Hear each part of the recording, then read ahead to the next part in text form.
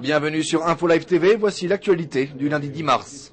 Le président palestinien Mahmoud Abbas a déclaré ce lundi, lors d'une interview donnée pour la chaîne Al Arabiya, qu'Israël avait bel et bien accepté de conclure un cessez-le-feu avec le Hamas.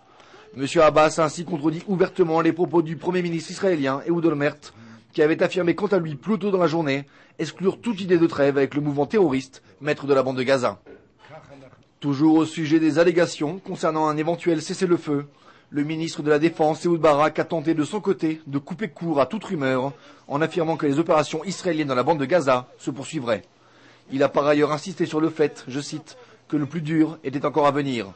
Cependant, selon un haut responsable de la Défense, l'armée israélienne aurait reçu comme consigne de limiter strictement ses opérations militaires à Gaza aux besoins défensifs. Un mot de l'Iran maintenant, qui a immortalisé aujourd'hui l'ex-chef opérationnel du Hezbollah, Imad Mouranieh, en éditant les timbres postaux à son effigie.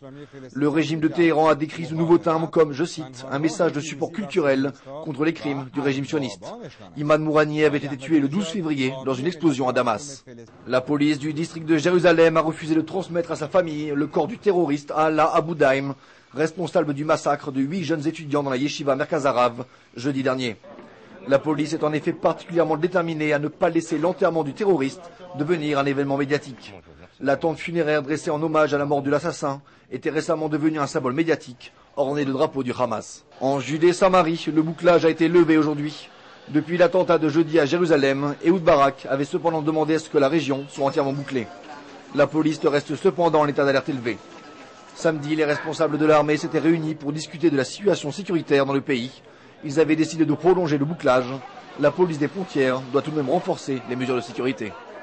Pessah approche et les compagnies aériennes commencent à se préparer pour accueillir les nombreux visiteurs. Des vols ont été ajoutés entre les États-Unis et Israël pour l'occasion.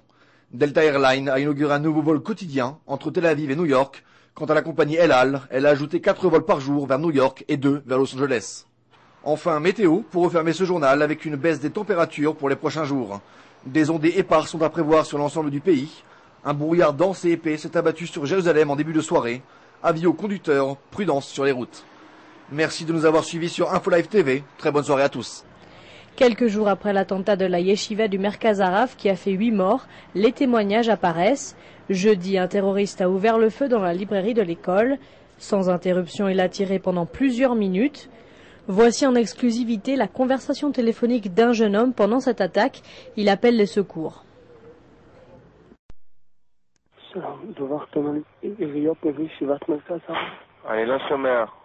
מחבל בישיבת מרכז הרב.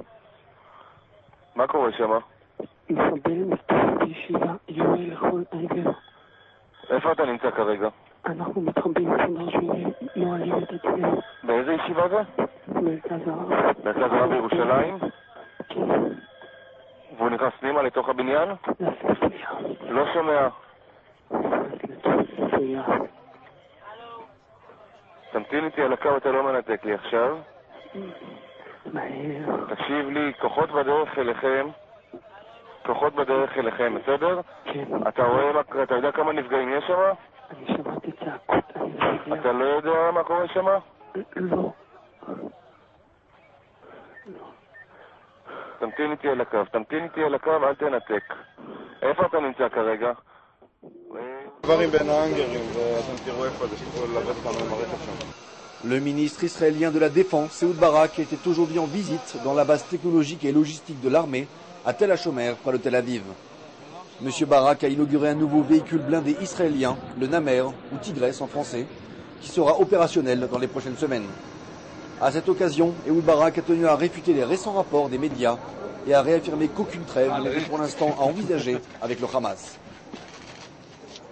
מי שחושב שבעזה כבר סיימנו את הסיפור ויש כבר רגיעה, אני רוצה לתקן אותו, לא סיימנו שם עוד שום דבר, או המבחנים החשובים עוד לפנינו. אין כרגע שום הסכם, ואני לא חושב שהנושא של הסכם הוא הדבר היותר קרוב אל העיניים שלנו, אלא דווקא נושא של התמודדות חוזרת.